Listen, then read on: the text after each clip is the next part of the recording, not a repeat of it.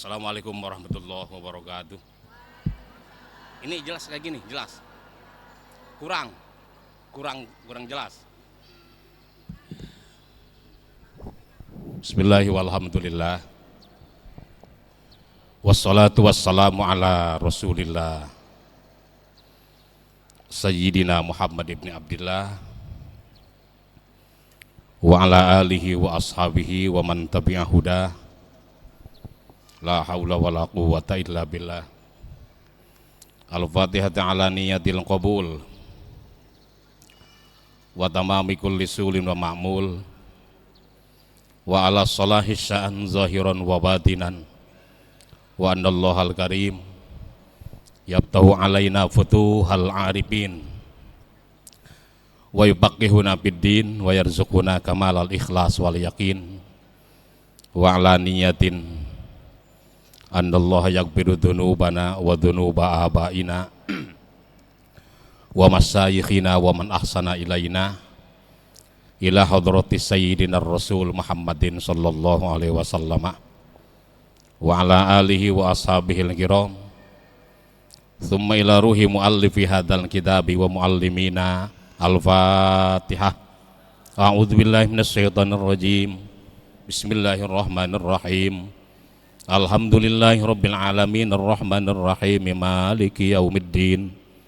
Iyyaka na'budu wa iyyaka nasta'in ihdinas siratal mustaqim. Siratal ladzina an'amta 'alaihim ghairil maghdubi 'alaihim waladdallin. Amin. Halaman berapa nih?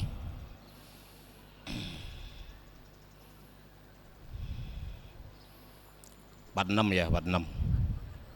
46 masuk 47 ya. Wa bis sanadil muttasili ilal imamil muallif rahimahullahu taala wa ada manab abihi wa bi barakati ulumihi fid dharain amin. Qala Allahu ta'ala fi suratit tahrim. Itu ya. Ya ayyuhalladzina amanu qu anfusakum wa ahlikum naro. Yang itu ketemu ya di halaman 46 paling bawah masuk ke 47. Berfirman Allah Ta'ala dalam surat At-Tahrim, ya ayyuhalladzina amanu, wahai orang-orang yang beriman. Kita nih kan iman ya. Kalau ya ayyuhan nas itu lebih umum ya, lebih umum, asal yang mereknya manusia kebawa di situ. Tapi kalau ya ayyuhalladzina amanu itu tahsis, ada penghususan khitab khusus bagi orang-orang yang beriman gitu. Ai akirru bil iman. Orang-orang beriman itu artinya akirru bil iman, orang yang mengakui keimanan, mengikrarkan keimanan. Iman itu apa definisinya? Al imanu ikrarun bil lisan wa tasdikun bil qalbi wa amalun bil arkan. Pembenaran dalam hati, diikrarkan dalam lidah, diwujudkan dalam perbuatan. Itu iman ya. Pertama tasdik, ada unsur pembenaran dalam hati kita, mengakui kebenaran terhadap hal-hal yang menjadi poin-poin rukun iman. Tasdik namanya ya. Tasdikun bil qalbi, dalam hati. Karena iman itu Allah letakkan di dalam hati, bukan di dengkul. Hati. Maka hati itu menjadi sentral, menjadi pokok dari semua keadaan manusia. Sehingga dalam hadis Rasul bilang kalau orang hatinya benar, yang lain ikut jadi benar. Kalau hati rusak, yang lain ala wahyal qalbu. Jadi hati-hatilah dengan hati, ya. Tasdik namanya. Diikrarkan dengan lisan. Ikrar itu pengakuan melalui kalimat syahadat. Ashadu alla ilaha illallah wa ashadu anna muhammadan rasulullah. Jangan suka manjang-manjangin anak. Asyhadu alla ilaha illallah wa asyhadu anna muhammadar rasulullah. Salah, itu salah. Apain panjang-panjangin gitu. Wa asyhadu anna muhammadan, itu yang benar. Dan wa asyhadu anna muhammadan, kebiasaan itu. Kadang-kadang yang nyontoin ustadznya. Ya. Nah, iya, saya bilang kebiasaan kok. Anna dalam bahasa Arab artinya sesungguhnya kami. Kalau anna tidak pakai panjang, sesungguhnya aja udah. Gitu loh ya. Nanti terjemahnya jadi rancu kalau dipanjangin. Wa asyhadu anna muhammadan, dan aku bersaksi bahwa sesungguhnya kami Muhammad. Gimana maksudnya itu? Nah itu ya. Sedikit sederhana tapi meleng, saya bilang meleng ini. Ini kalimat syahadat yang menjadi kunci bagi keberimanan seseorang, ya. Jangan suka panjang-panjangin, ya.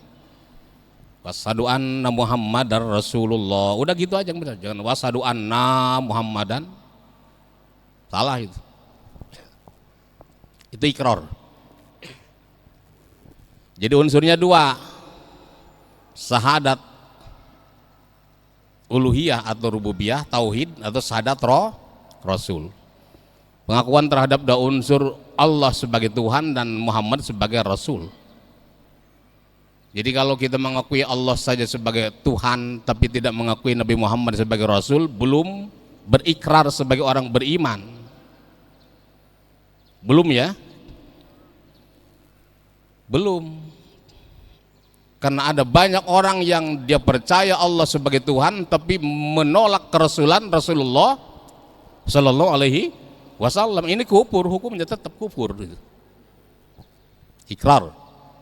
Wa amalun bil arkan.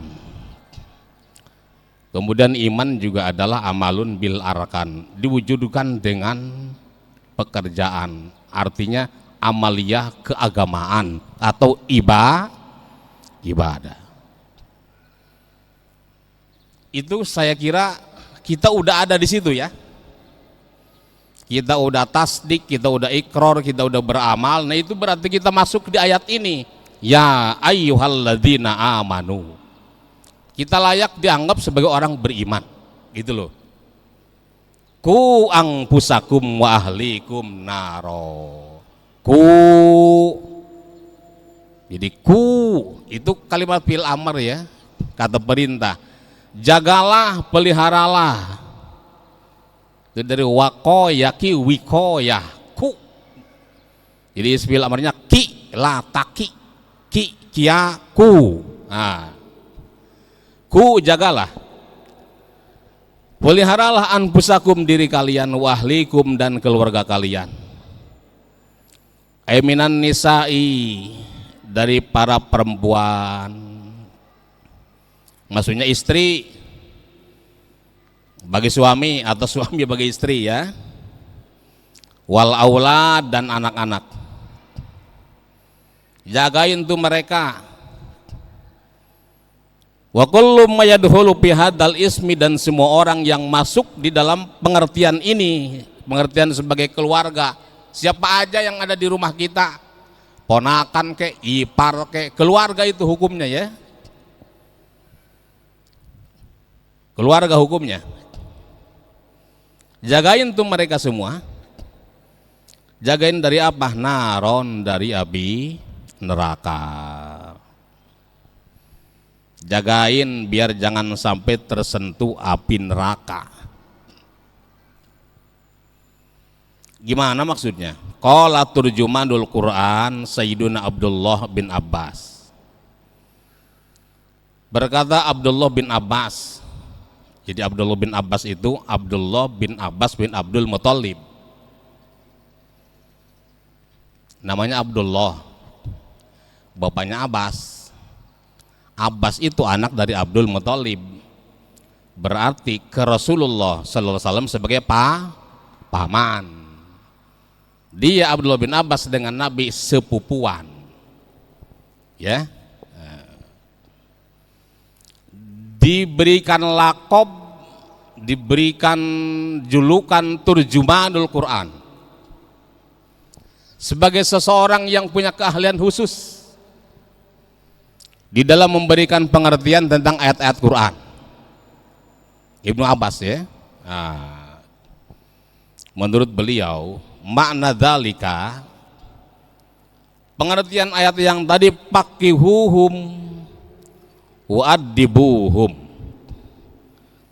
paqihuhum, ajari mereka, keluarga kalian, allimuhum, ajari mereka syara'i al-Islam, akan syariat agama Islam.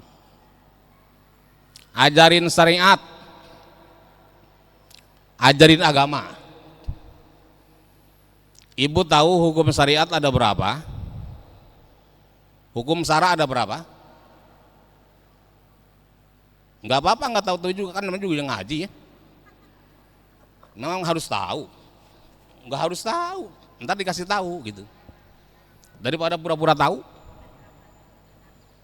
Hukum syariat itu ada 5. 1 wajib, 2 haram, 3 sunnah, 4 makruh, 5 mubah. Udah segitu doang ya, kagak ada rada haram, nggak ada. Wah, rada wajib nih, kagak ada. Haram aja, wajib aja. Pengertiannya tahu? Apa itu wajib? Ma huwal wajibu, al wajibu ma yusabu ala fi'lihi wa yu'aqabu ala tarkihi. Wajib itu adalah perbuatan yang kalau dikerjakan dikasih pahala, kalau ditinggalin disiksa. Itu wajib. Harus tahu ya. Contoh sholat, puasa, zakat, haji. Yang pokok nih, yang pokok ya. Yang pokok yang terkumpul dalam rukun Islam, cabang-cabangnya banyak. Dan kewajiban itu tidak serta-merta, nanti kondisional.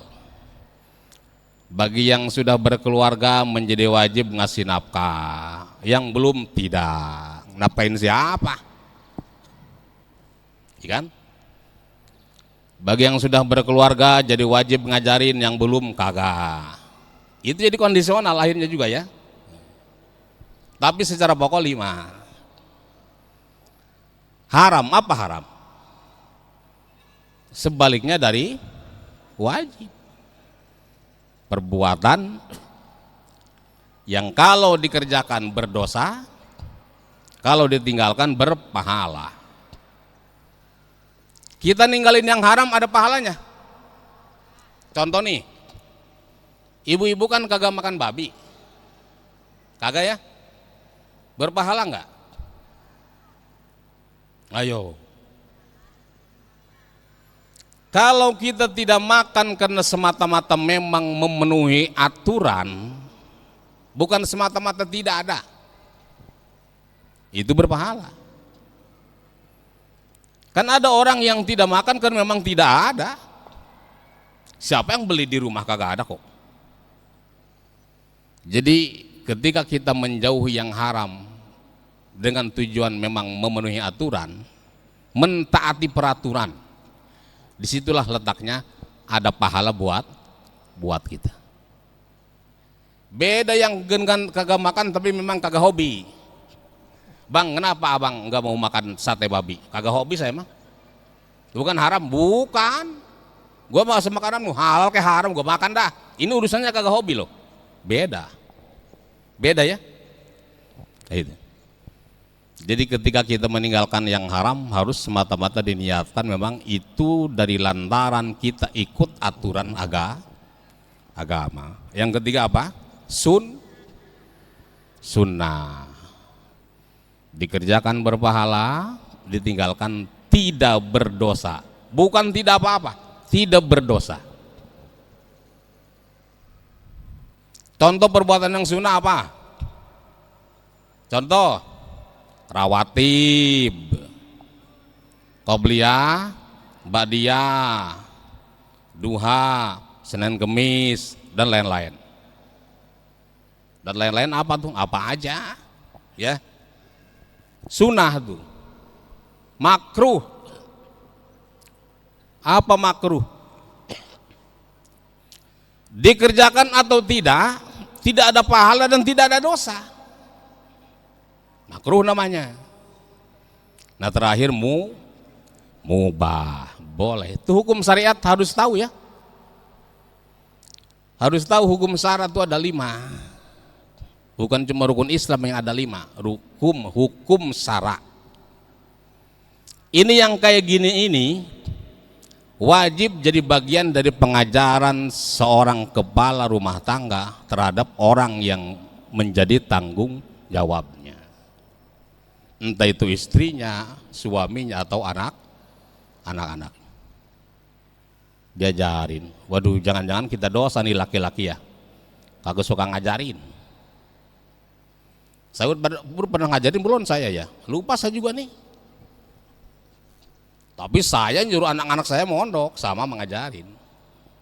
Ya? Ibu-ibu, bapak-bapak kalau merasa nggak bisa ngajarin sendiri, suruh anaknya belajar atas tanggung jawab kita di pondok kayak di guru ngaji kayak gitu. Kalau nyuruh anak ngaji jangan diboncengin, boncengin sama temennya. Udah ngaji masih Agus noh gitu.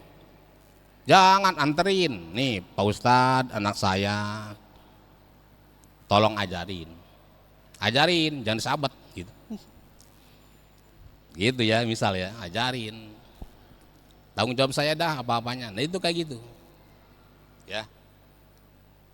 Di pengertiannya allimuhum syara'i'al Islam wa addibuhum ay allimuhum mahasinal akhlak. Didiklah mereka, didik dengan akhlak yang baik. Itu jadi bahasanya pertama allimu, kedua addibu. Nanti ada bedanya ya. Pengajaran dengan pendidikan sama enggak? Yang saya pernah baca dari ahli, beda pengajaran dengan pendidikan itu terletak dari objeknya. Kalau pengajaran sasarannya otak, orang diajar bisa pinter. Tapi kalau pendidikan sasarannya mental, orang dididik bisa berkarakter baik, gitu loh ya. Kalau yang sifatnya keilmuan yang memerlukan pikir, ini diajarin. Tapi kalau sifatnya contoh, ini dididik namanya. Harus ada keseimbangan antara pengajaran dengan pendidikan loh Bu ya. Ada orang diajarin mulu, pinter. Tapi kadang-kadang songong, karena ngerasa pinter. Ini orang diajarin doang, kagak dididik. Keilmuan bagus bentereng, hebat diajar lah, pinter dia, nggak dididik, songong, nggak punya akhlak, takabur, jumawa, sama orang tua aja lu gue. Coba itu. Padahal kata para ulama, al-adab qoblal ilm. Adab tata krama itu harus lebih dulu ditanamkan sebelum keilmuan. Anak siapapun dia, orang yang sedang dalam proses mencari ilmu, ketika dimulai dari cara bagaimana menanamkan adab tata krama akhlakul karimah, ilmu dengan mudah bakal masuk ke hatinya. Gitu loh ya. Kayak gitu. Nah terus pendidikan perlu. Jadi diajarin, dididik juga supaya ilmunya mumpuni, mapan, akhlaknya pun mendukung. Itu kan hebat ya. Rasulullah Shallallahu Alaihi Wasallam misi kerasulannya apa coba? Liutam mimma makarimal akhlak. Bukankah menekankan pada pendidikan? Ya, wahyu pertama memang kaitannya dengan pengajaran, ikro, gitu loh ya, ikro. Tapi kemudian hadis yang memperkuat tentang misi kerasulan, tentang bagaimana pentingnya menanamkan akhlakul karimah, ini seimbang, gitu ya. Nah, jadi tugas kita ngajarin anak-anak kita, ngajarin orang-orang yang jadi tanggung jawab kita di rumah kita untuk yang terkait dengan keilmuan dan untuk yang terkait dengan adab tata krama itu. Kita akan kenal norma. Apa? Norma. Ada norma agama.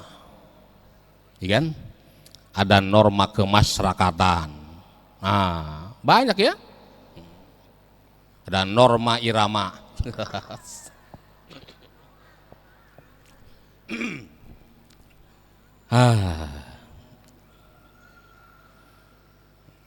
Paham Bu ya? Ya. Nanti yang kagak paham nanya aja nanya. Wakila an asad dan nasi adzaban yaumal qiyamah man jahila ahlahu. Dikatakan orang kil itu jadi gini, kil itu konon ada orang yang bilang gitu loh.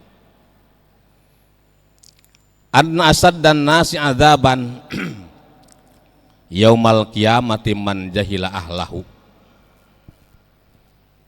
Orang yang nanti di akhirat yang siksanya paling pedih, paling dahsyat, asad, adalah orang yang melakukan pembiaran atas kebodohan keluarganya. Nah, jadi dia punya keluarga, dia punya tanggung jawab, punya anak bini dan lain-lain, dibiarkan dalam kebodohan. Ini akan mengakibatkan ia memperoleh siksa paling dahsyat. Paling dahsyat.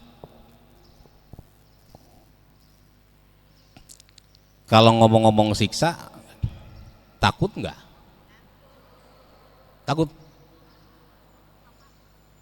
Enggak, takutnya ibu-ibu kayak gimana sih? Kayaknya takut sama senang sama aja kok.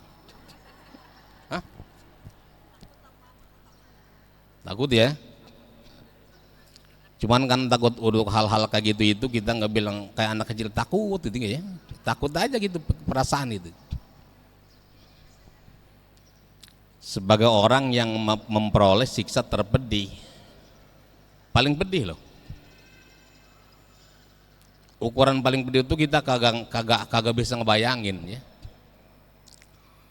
Kan saya pernah menggambarkan tentang ukuran siksa paling sederhana. Nah,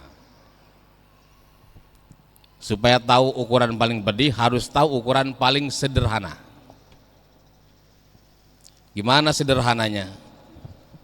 Pernah saya jelasin di sini. Diambilkan bara sebesar biji kacang, tahu kacang?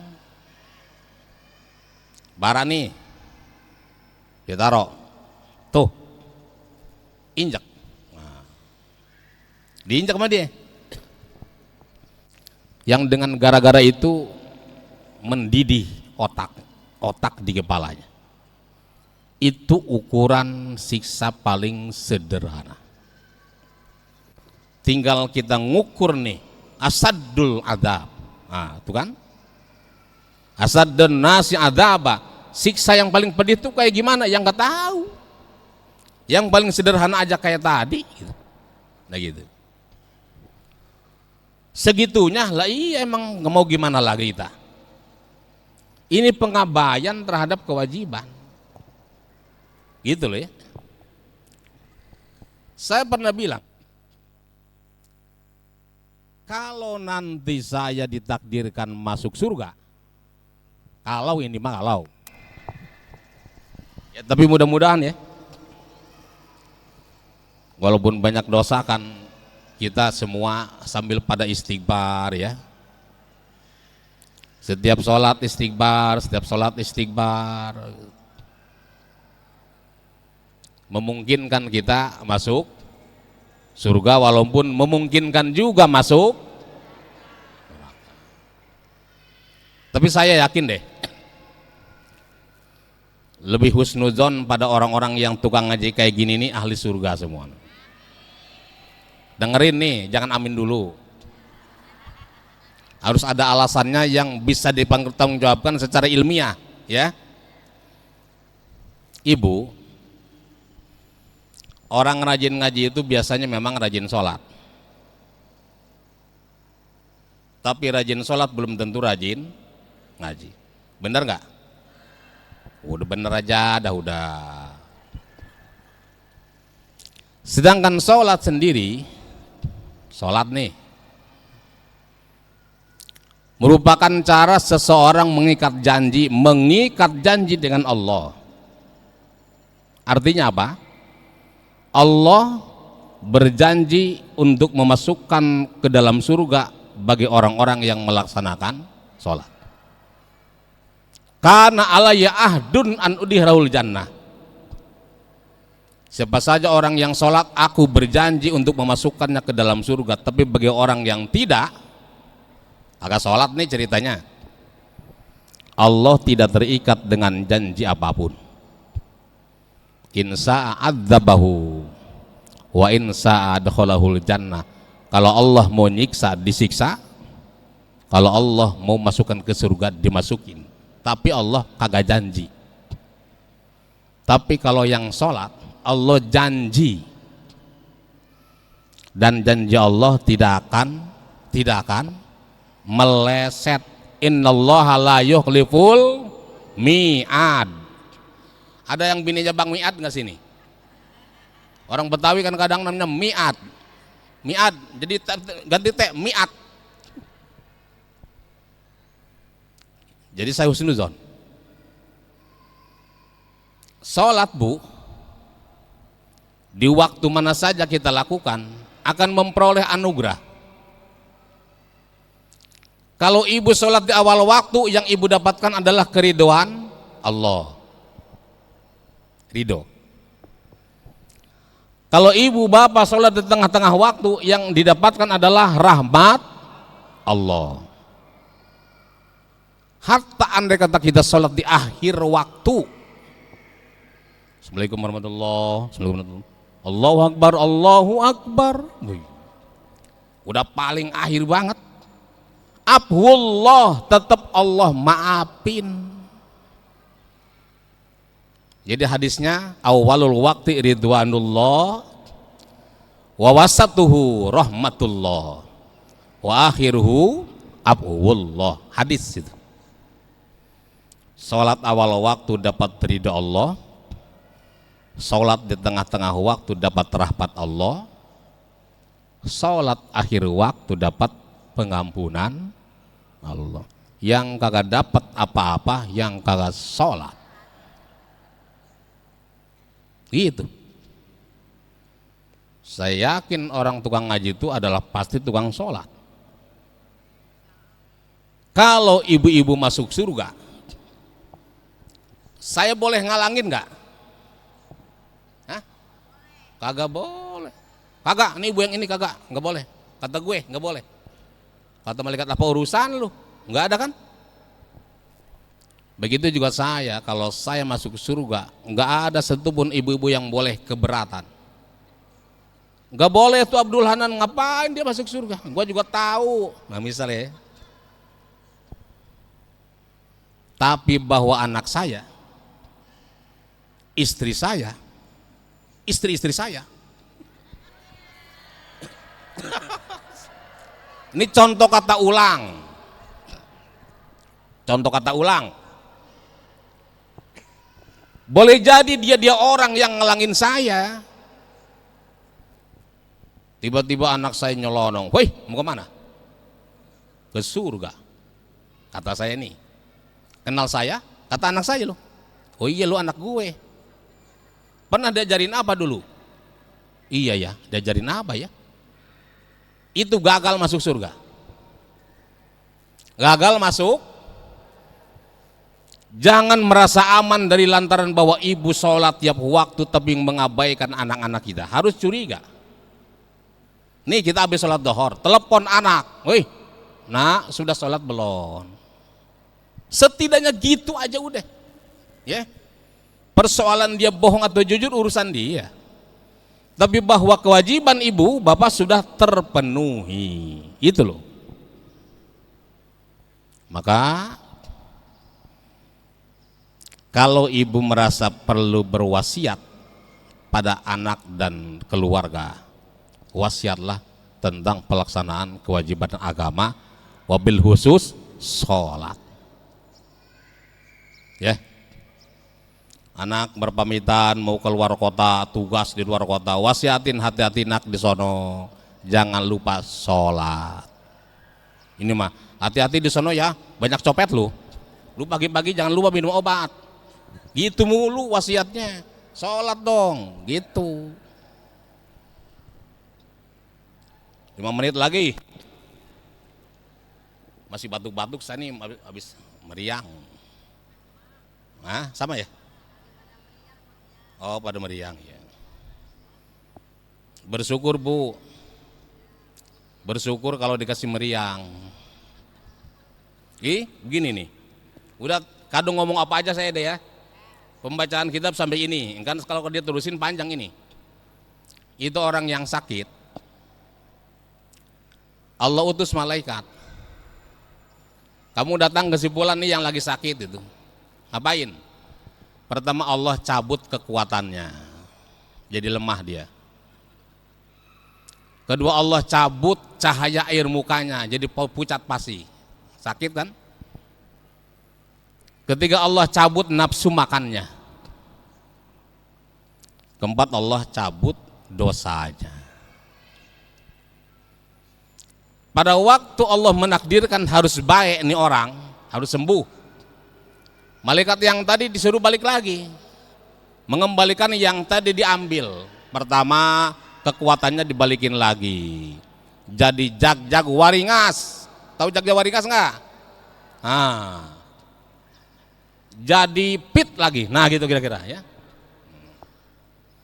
Kedua Allah kembalikan cahaya air mukanya, seger lagi. Ketiga Allah kembalikan nafsu makannya. Itulah kemudian ada istilah memayu. Tahu memayu nggak? Enak makan setelah sakit. Dari sononya itu ada ya. Nah terakhir urusan dosanya kagak balik lagi. Kan dosa tadi cabut, giliran sembuh tuh dosa kagak balik lagi. Jadi berarti sakit itu adalah salah satu proses di mana Allah ingin mengurangi dosa kita. Tapi walaupun begitu, gak usah berdoa minta sakit. Ya Allah minta sakit, udah gitu mati, syukurin lu, salah doa. Bener loh. Ada orang yang ngedoa ceritanya kagak pernah kabul, minta kaya kagak kaya-kaya. Coba gua pengen tes minta miskin, giliran ini minta miskin jadi kabul, gimana itu? Ya, jadi hati-hati dengan doa. Ibu-ibu mudah-mudahan Allah Subhanahu Wa Taala memberikan bimbingan pada kita, memberikan pengampunan atas dosa kita, dosa orang tua kita dan guru-guru kita. Al-Fatihah. A'udzubillahi minasyaitonirrajim. Bismillahirrahmanirrahim. Alhamdulillahirabbil alamin arrahmanir rahim maliki yaumiddin. Iyyaka na'budu wa iyyaka nasta'in ihdinas siratal mustaqim. Siratal ladzina an'amta 'alaihim ghairil maghdubi 'alaihim waladdallin. Amin. Allah manfa'na bima 'allamtana wa 'allimna ma yanfa'una warzuqna ilman yanfa'una. Allahumma barik fi dzurriyyatina wa la tadurrahum wa waffiqhum li ta'atika warzuqna birrahum waj'alna wa iyyahum min ahlil ilmi wal khair wala taj'alna wa iyyahum min ahlil jahli was su'i wad dhair. Rabbana ighfir lana dzunubana wa liwalidina warhamhum kama rabbawna shighara wa li jami'il mu'minin wal mu'minat wal muslimin wal muslimat al ahya'i minhum wal amwat. Rabbana atina fid dunya hasanah wa fil akhirati hasanah wa qina adzabannar. Wa sallallahu ala sayyidina Muhammad wa ala alihi wa sahbihi wa sallama walhamdulillahi rabbil alamin amin. Wallahul muwaffiq ila aqwamit thoriq. Wassalamualaikum warahmatullahi wabarakatuh.